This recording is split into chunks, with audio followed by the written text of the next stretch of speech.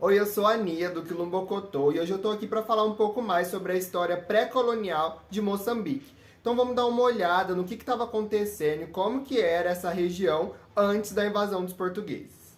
Então nesse vídeo a gente vai falar um pouco sobre o processo de formação e desenvolvimento dessa região, quais povos que habitaram a região do Moçambique no período pré-colonial, os povos tradicionais dessa região, até a gente chegar ali na parte da colonização árabe, que muitas vezes não é comentada, mas que aconteceu e por um longo período, até que chegassem os portugueses ali no final do século XV.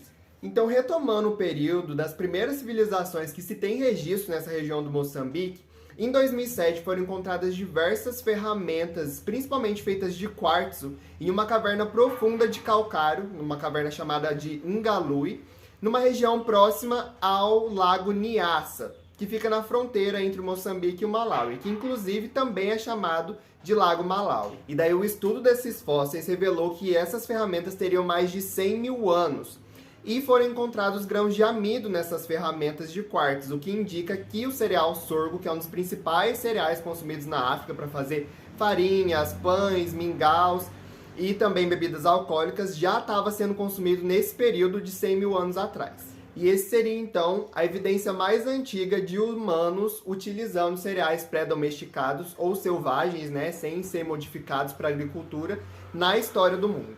Daí, então, a gente está falando sobre esses primeiros povos, né, que habitaram a região do Moçambique há 100 mil anos atrás. E daí, se a gente der um salto na história, um salto de 80 mil anos e for para 20 mil anos atrás, esses povos, né, os descendentes desses povos, teriam dado origem às primeiras civilizações com um sistema de línguas, com organizações sociais complexas, né, com cultura e tradições complexas, que seriam os povos Khoisan.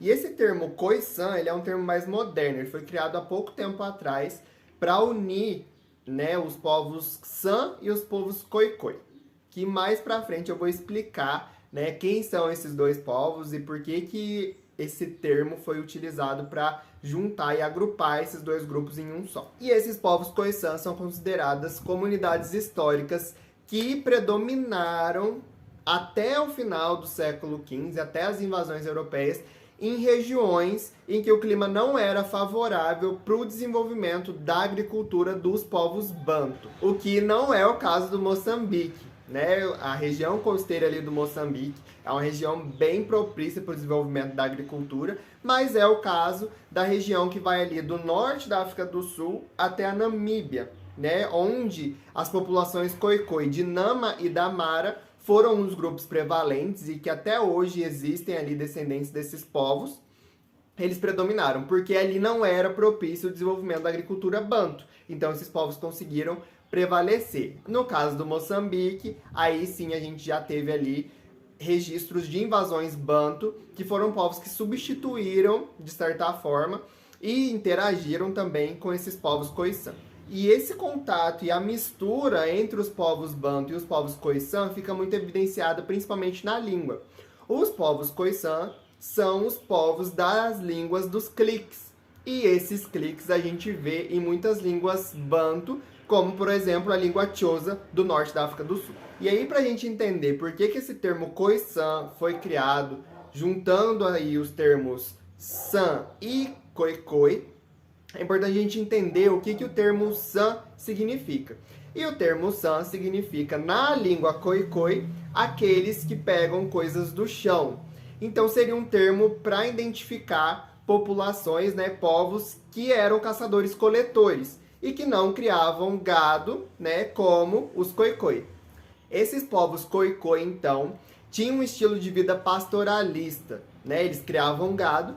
E aí eles cunharam esse termo San, eles teriam cunhado esse termo San para identificar todas as populações com quem eles tiveram contato e que tinham um estilo de vida diferente do estilo de vida pastoralista. Esse termo San, então, seria muito mais um designador econômico do que étnico ou cultural. O que significa dizer que os povos San e os povos Khoikhoi, eles eram povos que derivaram de um mesmo povo, vieram do mesmo povo, então eles compartilhavam a mesma etnia, muito provavelmente muitas tradições e até a espiritualidade, muito provavelmente eles compartilhavam, mas eles tinham uma mesma ancestralidade ainda que não linear, o que significa dizer que Os San não deixaram de existir para dar origem aos povos Khoikhoi. Os Khoikhoi apenas teriam se desenvolvido um pouco mais tarde nesse território e os San seriam um povo mais antigo ali nesse território. Mas há evidências de que eles coexistiram por milhares de anos, inclusive com evidências de casamento e mistura entre eles. Entender esse termo San apenas como um diferenciador econômico é então a gente entender que um povo nômade pode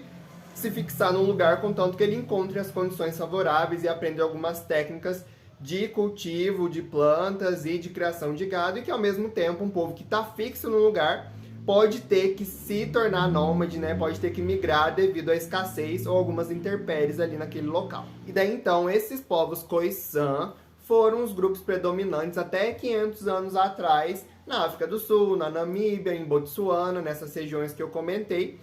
Mas quando a gente fala de Moçambique, a história é um pouquinho diferente. E isso porque há 10 mil anos atrás, o Moçambique já tinha muito da configuração geográfica que ele tem hoje.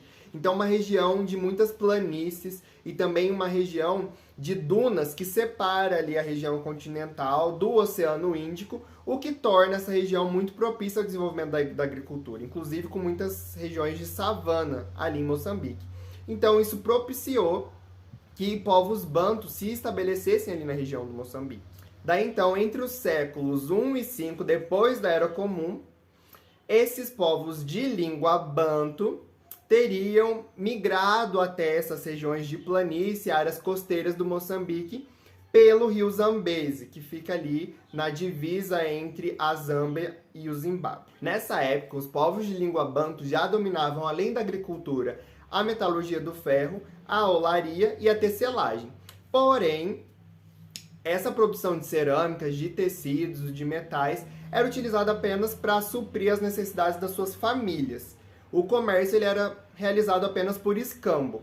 E isso fazia então que essas organizações sociais desses povos fossem bem simples e baseadas na linhagem. Então era ali elegido um chefe e esse chefe ia passando, né, para os seus filhos a chefia daquelas comunidades. Mas existem também estudos da língua banto que revelam que essa migração que ocorreu do século I ao século V não foi a primeira migração dos povos banto, a primeira grande migração dos povos banto pelo continente africano, que eles já teriam migrado há 4 mil anos atrás. Então, essa pode não ter sido a primeira vez que esses povos tiveram contato com os povos Khoisan ali na região do Moçambique. Mas essa migração do século I ao século V é muito marcante para estabelecer essa mudança linguística na região do Moçambique, mas também, de certa forma, cultural e de tradição dos povos ali que viviam em Moçambique, mas também para a gente entender que os povos banto nessa época trouxeram a agricultura para Moçambique, e aí os povos moçambicanos, os povos que viviam ali em Moçambique, se tornaram povos agricultores. Mas ainda que os povos bantu tenham sido responsáveis por levar a agricultura ali da costa oeste da África para a região mais ao sul do continente, é muito provável que esses povos bantu tenham aprendido as técnicas de criação de gado e de pastoreio com povos da região sul, porque essas técnicas já estavam muito mais desenvolvidas. A técnica de criação de gado já data de muito antes nessas regiões do sul do continente. Então, muito provavelmente, os povos bantu aprenderam técnicas de pastoreio com povos falantes de línguas nilóticas e cuxíticas, né? E, inclusive, como eu estava falando, os povos Khoikhoi já eram conhecidos por terem gado, por serem pastores, décadas antes da chegada dos povos bantu ali na região. E daí alguns estudos genéticos apontam que a expansão da língua bantu pelo continente africano pode ter ocasionado a substituição quase completa populacional de muitas regiões. Então, tinha uns povos vivendo ali, os bantus chegaram e substituíram aqueles povos. Mas, em alguns casos, como é o caso dos povos Khoisan e também o caso dos povos pigmeus, essa interação seria muito mais de mistura e de união entre esses povos do que substituição populacional. Bom, até aqui então, seguindo na linha do tempo, a gente viu um pouco sobre essas primeiras civilizações que se tem registro em Moçambique, que seriam essas populações que provavelmente foram as primeiras do mundo a fazerem um consumo de cereais pré-domesticados. Aí a gente foi um pouco para frente e viu sobre os povos Khoisan, que seriam descendentes desses povos e que habitaram ali no Moçambique. Depois a gente vê um pouco sobre a interação e o início da chegada dos povos Banto na região do Moçambique, trazendo principalmente a agricultura e desenvolvendo essa questão da criação de gado também nessas regiões. E o próximo passo, então, na história, né, na linha do tempo aí da história do Moçambique, seria a gente falar um pouco sobre as invasões árabes. Mas isso eu vou deixar para a parte 2 do nosso vídeo, e aí é só seguir a gente e assistir, me encontrar lá, que a gente vai estar falando então sobre um pouco sobre as invasões árabes que aconteceram antes dos portugueses chegarem ali em Moçambique.